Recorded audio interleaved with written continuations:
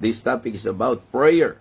I want you to open your Bible in Luke chapter 18. To Luke chapter 18 verse number 1. Okay? Yung verse number 1 lamang po, and he spake a parable unto them to this end, that men ought always to pray and not to faint. Okay? Ang tatalakayin po natin, ang mensahe natin, men ought always to pray. So mga kapatid, mga minamahal, ang bawat mananampalataya in particular ay dapat laging manalangin. Okay? Dapat laging manalangin. Let us go to the Lord in prayer. Dakilang Diyos, salamat po sa pagiging posible pa rin na kami po'y magkaroon ng pagsasalo-salo ngayong umaga. Dakilang Diyos, napakahalaga lang po talaga na ang Kristiyano po'y laging mapakain ng iyong salita. It is always important for all the believers to really hear your words, Heavenly Father. So please use your humble servant. Gamitin mo po ako to remind your children. Gamitin mo po ako to rebuke us kung kinakailangan. At magdala po sa amin sa patuloy na pagkakatuto, lalo na po sa usaping buhay Kristiyano, particular sa usapan ng pananalangin. Kaya dakilang Diyos, umaasa po ako sa iyong gabay, sa iyong pagtuturo sa bawat isa. Muli po, pagpalain mo kami sa pamagitan po ng iyong banal na salita. Ito po ang aming panalangin sa pangalan po ng aming Panginoong Jesus. Amen. Amen. Okay, so naging gawi ko na po na laging maging aware sa kung ano po ang ilalagay ng Diyos sa aking isipan dahil na nga po sa ministeryo ng araw-araw na pagbabahagi ng salita ng Diyos. And ito po ang reason kung bakit nagpilit pa rin po ako sapagkat ayoko pong mawala yung pong inilalagay ng Panginoon sa akin. Now, ang lakas po ng conviction na talakayin po natin ang patungkol sa prayer sapagkat kung magiging honest lang po ang marami, ang prayer po ang isang pribilehiyo na halos nasasayang sa napakaraming mga Kristiyano. I mean, marami pong mga Kristiyano na bagamat sa turo ng Bible, ang prayer po ay privilege ng bawat anak ng Diyos, pero sad to say na kung ang pag-uusapan buhay pananalangin ng maraming Kristiyano, I believe mga minamahal, meron pong posibilidad na talagang ito po ay napapabayaan. I for one can say na kung hindi ko po didisiplinahin ang aking sarili, posible pong mapabayaan ko ang aspetong ito ng aking buhay Kristiyano. How about you this morning? How is our prayer life? Kamusta po ang ating buhay pananalangin? May mga pagkakataon po, sabi ko nga, kapag ka po ako nag-o-observe, even sa mga prayer meetings po, o kaya sabihin na natin sa service na lamang.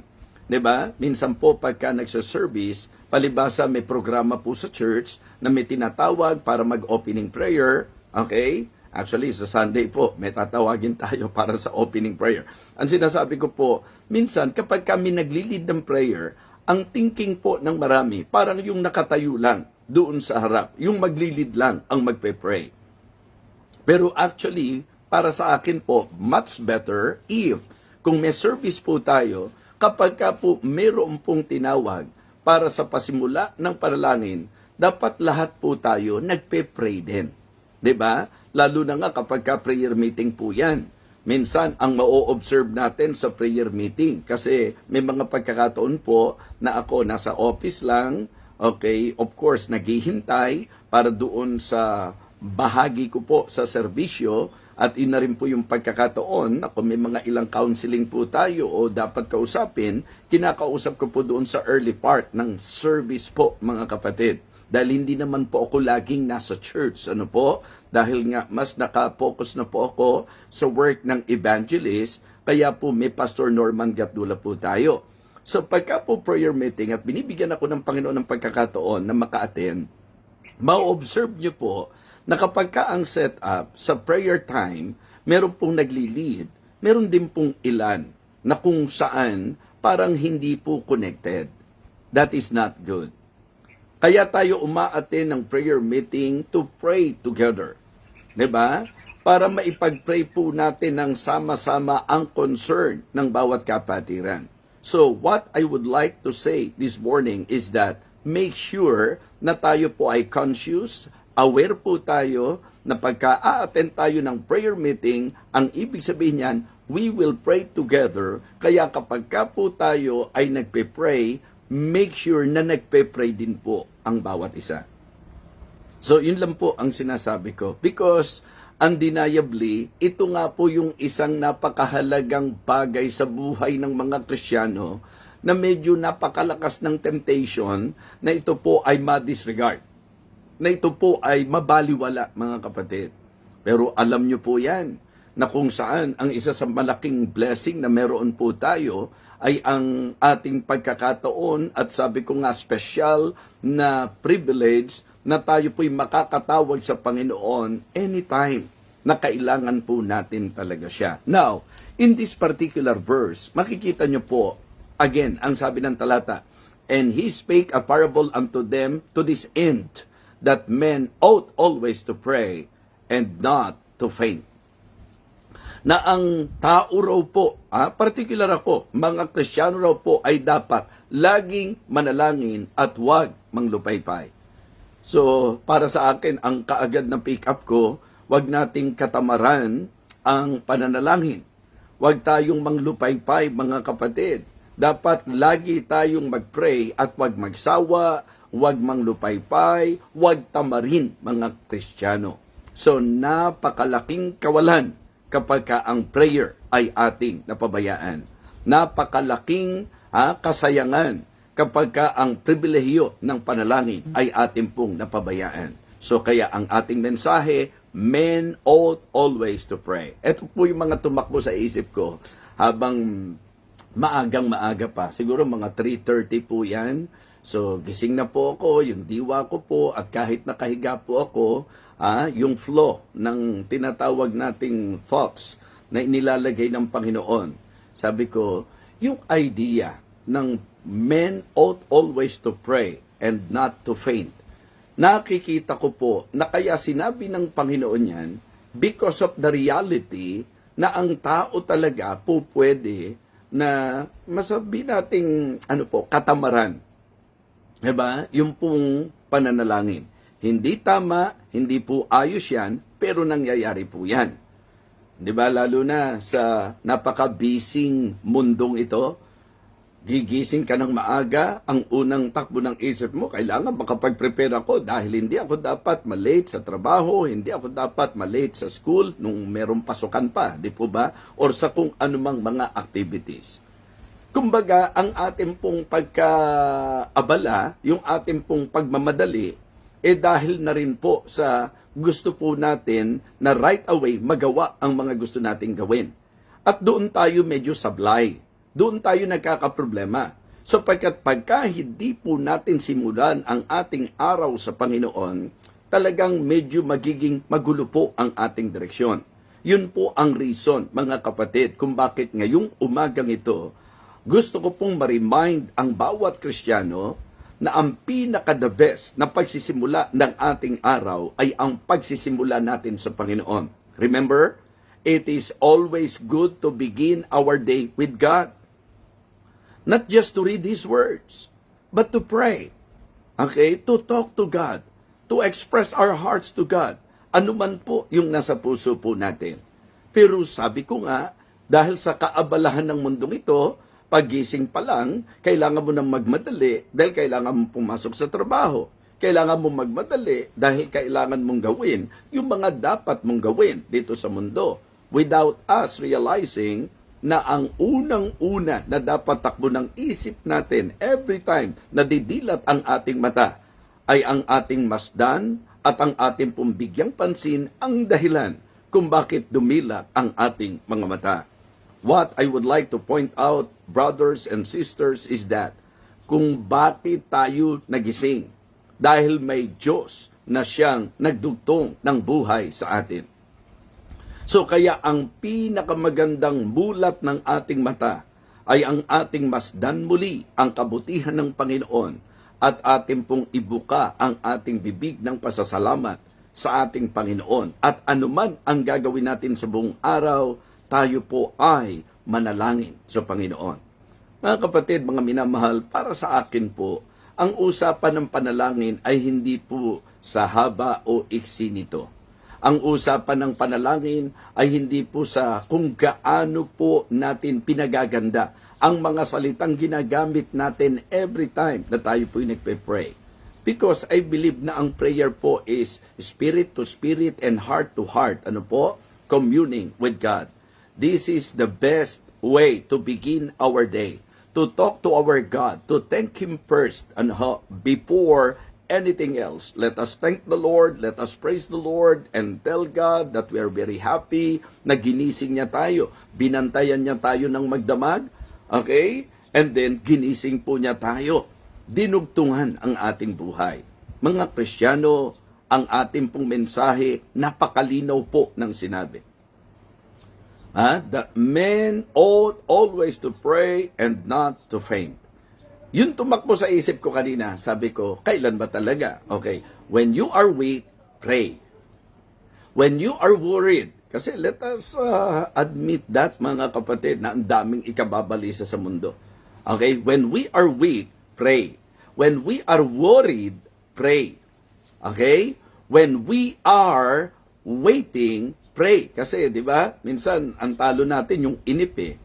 And when we are winning, ibig sabihin, pag magaganda nangyayari, when we are winning, di ba, pray. So, yan po yung apat. Pwede na tayong magtapos dyan. Pero ayoko lang po mawala. Yung mga tumakbo sa isip ko, ano po? When we are weak, pray. When you are weak, pray. Yun po ang pinakamagandang magagawa natin.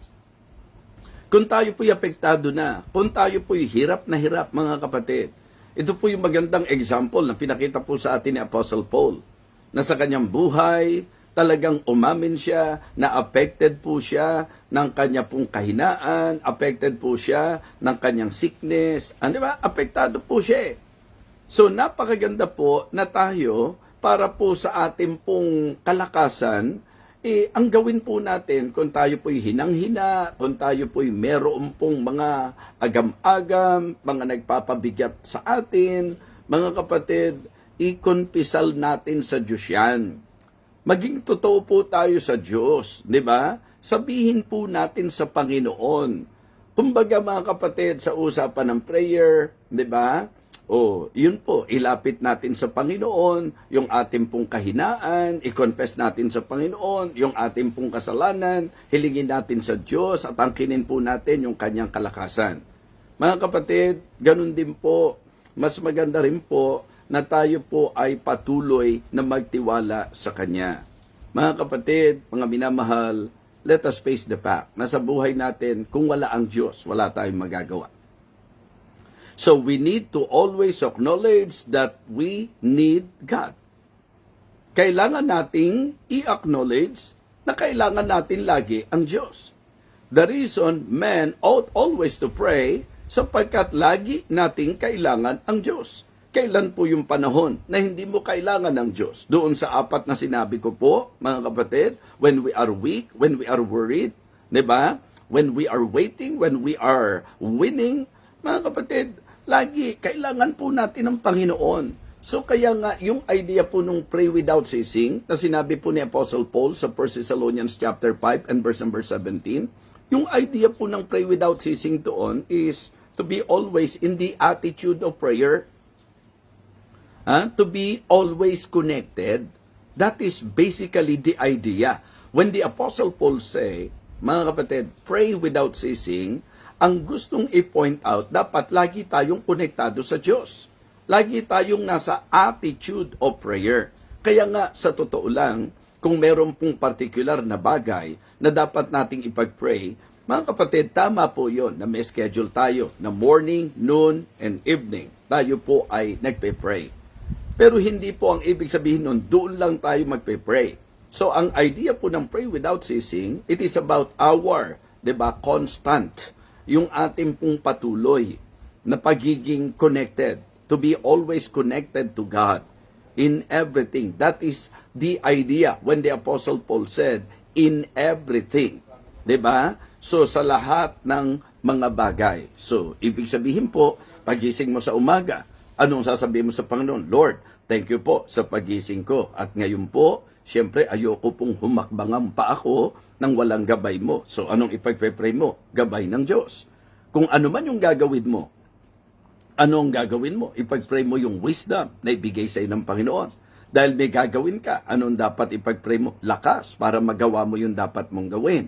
Okay? Dahil meron pong pwede pong mga oposisyon o hadlang, lakas na bigyan ka ng Panginoon o tagumpay na ibigay sa ng Panginoon. Ang ibig sabihin, sa lahat ng bagay, dapat konektado po tayo sa Diyos.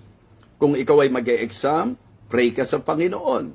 Kung ikaw ay pupunta sa work, pray ka sa protection ng Panginoon. Kung ikaw ay nasa work, ipag-pray mo na maging maayos ang lahat ng trabaho mo. Kapag ikaw ay masabi nating merong dealing sa mga tao, bigyan ka ng gabay kung paano makipag-deal sa tao. Walang bagay sa buhay natin na hindi natin kakailanganin ng Panginoon, and that is the reason why the message is about to always be connected to God. Okay? Mga kapatid, men ought always to pray. Now, dito po sa ating pong unang puntos, sinasabi ko po sa inyo, when you are weak, when we are weak, pray. Kapag ka nangihina ka, remember the Apostle Paul, nung naapektuhan siya nung kanyang thorn in the flesh, talagang masasabi ko pong daman-daman niya yung pain. And because of that pain, affected na rin po siya. And you know what? Ipinakita niya sa atin na kung hinang-hina tayo, ang dapat nating gawin ay ang manalangin. So, aminin natin, mga kapatid, confess. Diba? Admit na talagang apektado tayo, na talagang nangihina tayo. Aminin po natin yan and then claim His strength. Angkinin po natin ang kalakasan ng Panginoon. So, napakahalaga po na yan ay mabigyang pansin po natin. Okay? So, tapos po mga kapatid, manatili po tayo na magtiwala sa Kanya. Sabi po ng Isaiah chapter 40, di po ba? He giveth power to the faint. Siya po ang nagbibigay ng lakas sa mga nangihina. Kaya, ano po ba ang tamang ginagawa? Pag ikaw ay nangihina. Okay? When we are weak, pray. Yun ang dapat po natin gawin. Hinang-hina na po pala tayo eh. Bakit ayaw pa nating lumapit sa Kanya? Diba? So, napakahalaga po. Pangalawa, when we are worried. Diba? In the reality of life, napakarami pong mga aalalahanin sa mundong ito. Diba? So, tulad ni Judith, lagi mong inaalala yan pag dumarating na ang due date. Di po ba? So, medyo affected ka na yan. Nakakabalisa na po yan. Lalo na kung talagang tawid-tawid ka lang sa buhay. Tama po? Yung bang, kumbaga, sinisikap mo lang na talagang, pero sa pagsisikap mo, kung wala ang Panginoon, wala pa rin po yan. So the best thing that we can do is to enjoy the privilege of prayer and to consider the invitation of God that if you are tired, if you are wearied, if you are, sabihin nating, in pain or nasa matinding pagpapagal, mga kapatid, ang gawin po natin, lapit po tayo sa Panginoon. Okay? Ano po yung mga tips na po pwede? Number 1, cast your heaviness on the Lord. Diba? Your burdens, your cares.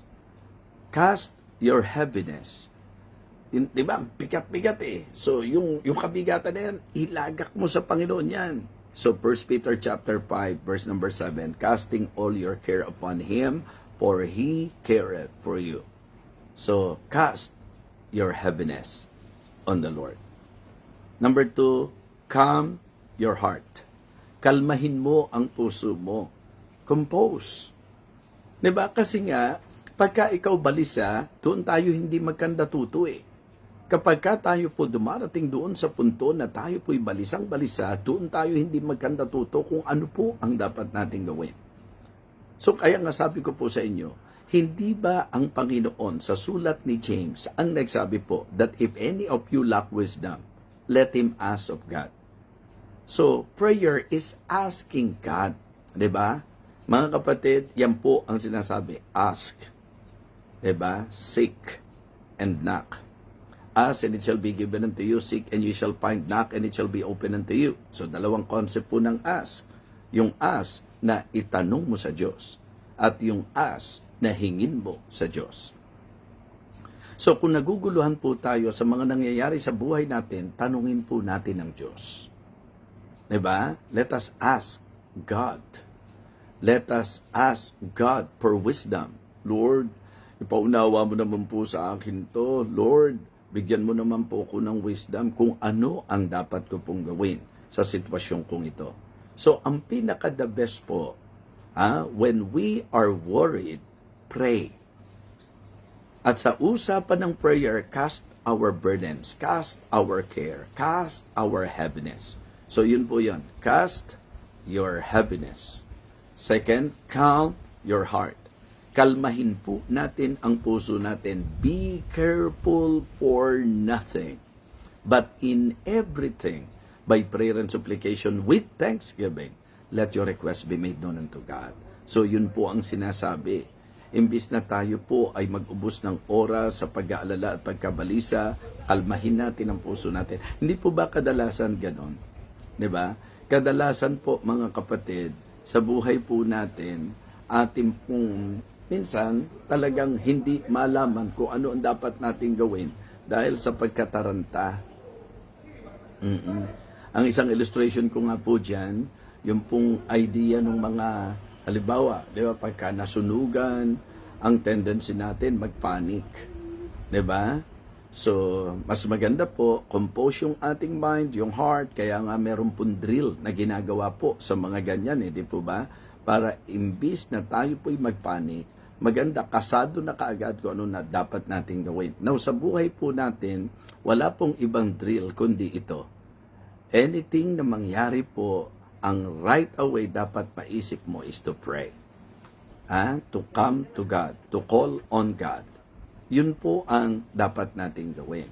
So mga kapatid, mga minamahal, kung ano man po ang ating pong, di ba, nagiging problema, yun po ang dapat natin pong gawin.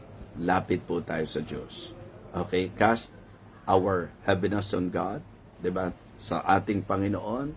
And then, mga kapatid, calm our heart and claim the Holy Scriptures.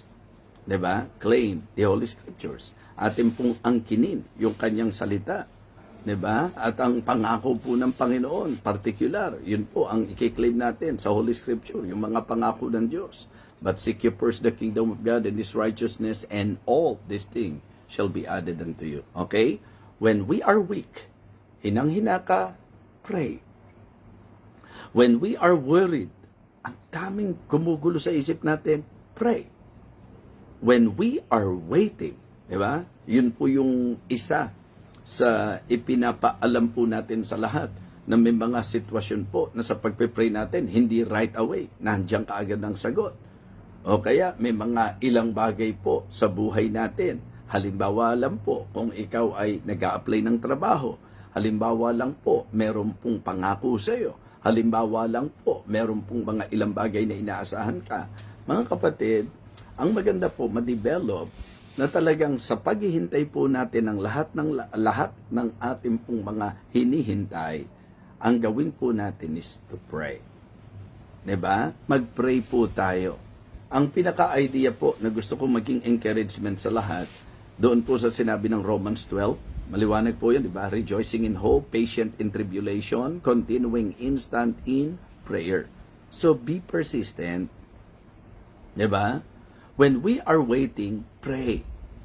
Be persistent. Okay? Pangalawa po, be patient.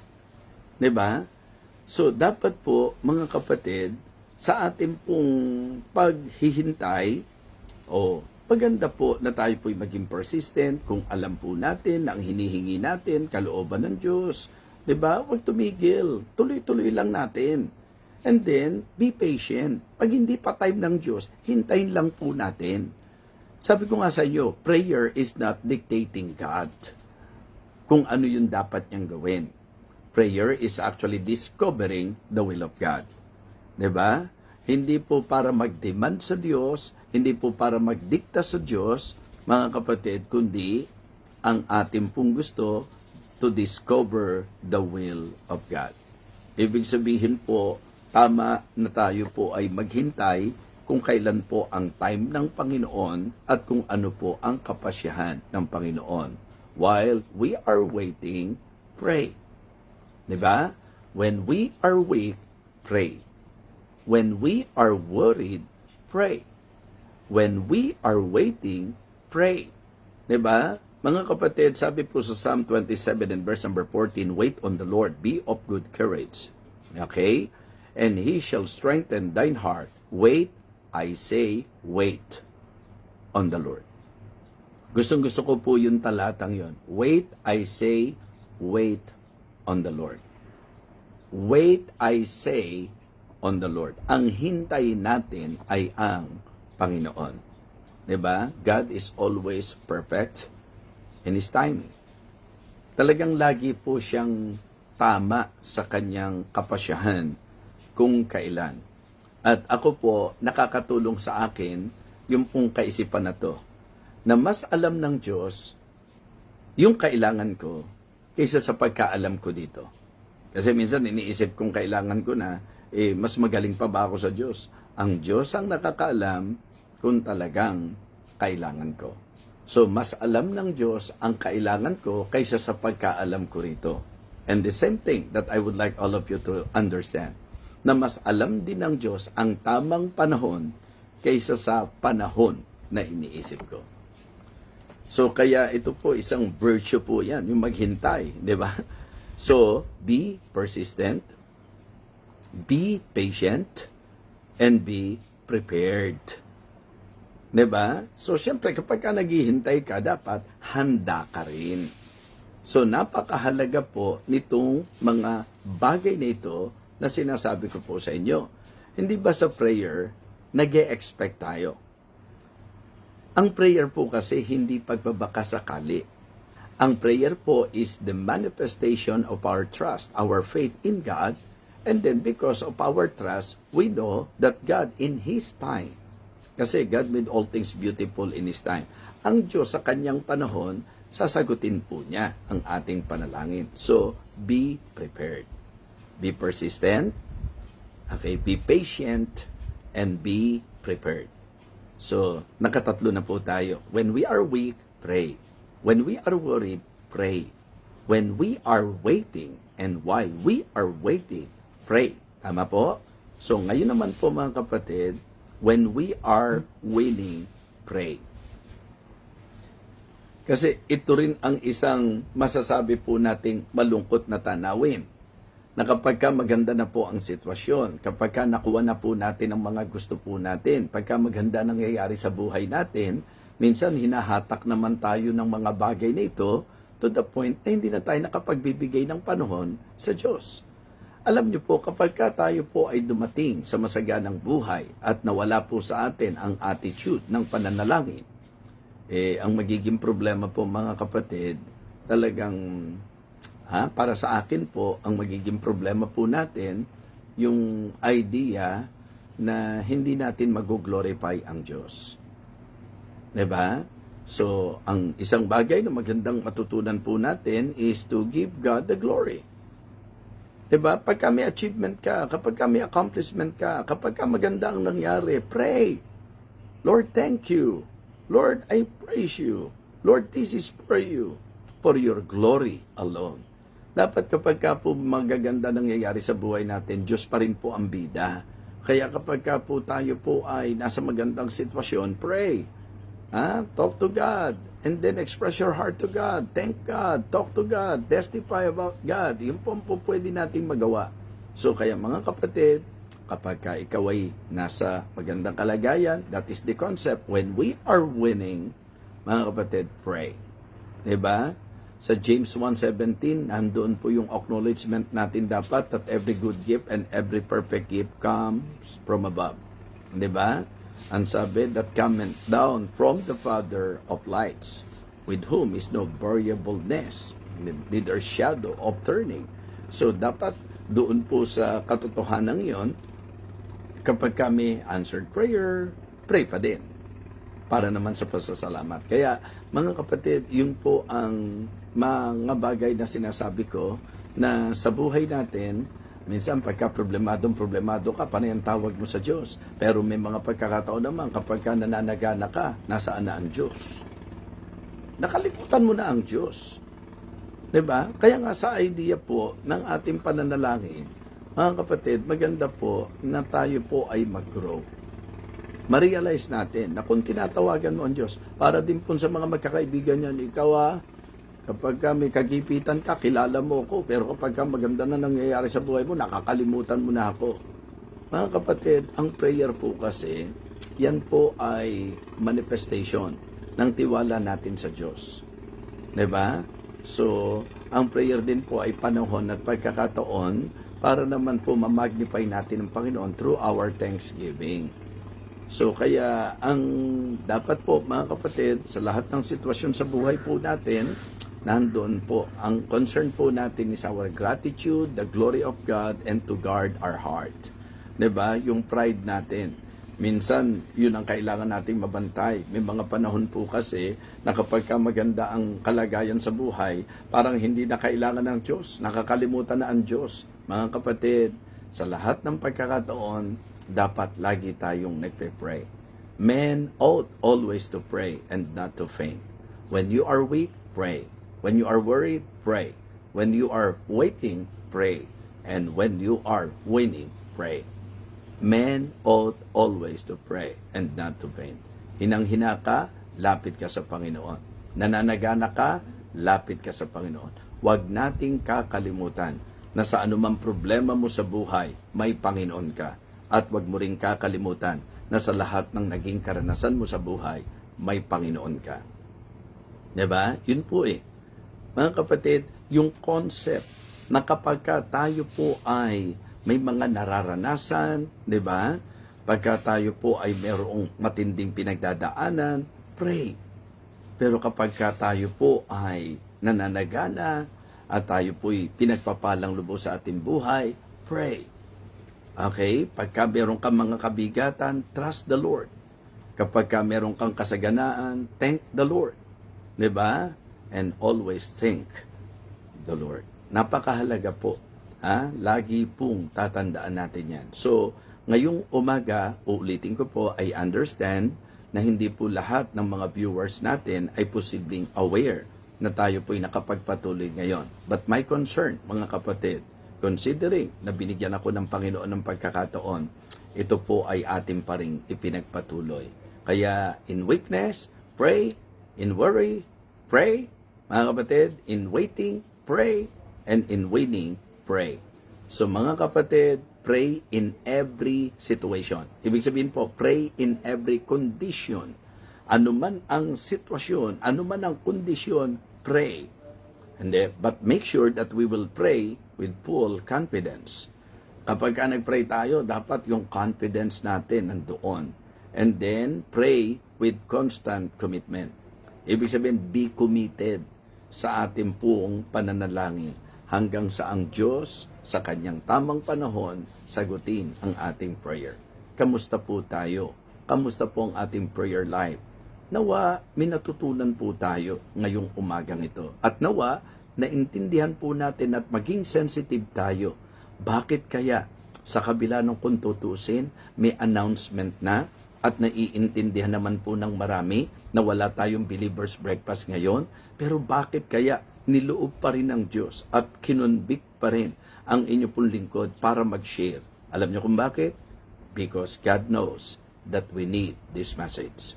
Because God knows that we need to be reminded, particularly sa ating pong buhay, pananalangin. Mga kapatid, mga minamahal, sayang naman na may pera ka kung hindi mo nagagastos. Sayang naman na mayaman ka pero hindi mo nagagamit. So yan po sa human side, madaling maintindihan. Sayang naman na may talent ka, hindi mo nagagamit.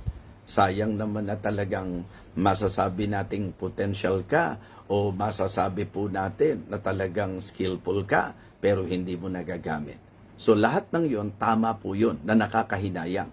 Pero mga kapatid, wala akong makitang kapantay na nakakahinayang kapag ka yung napakadakilang pribilehiyo ng panalangin na ibinigay ng Diyos sa iyo, hindi mo nabibigyang pansin, hindi mo nagagamit, hindi napapakinabangan, hindi dahil sa ayaw ng Diyos, kundi dahil sa hindi mo binigyan ng pagpapahalaga, dahil sa hindi mo binigyan ng panahon, dahil sa ating pangsariling mga kaabalahan.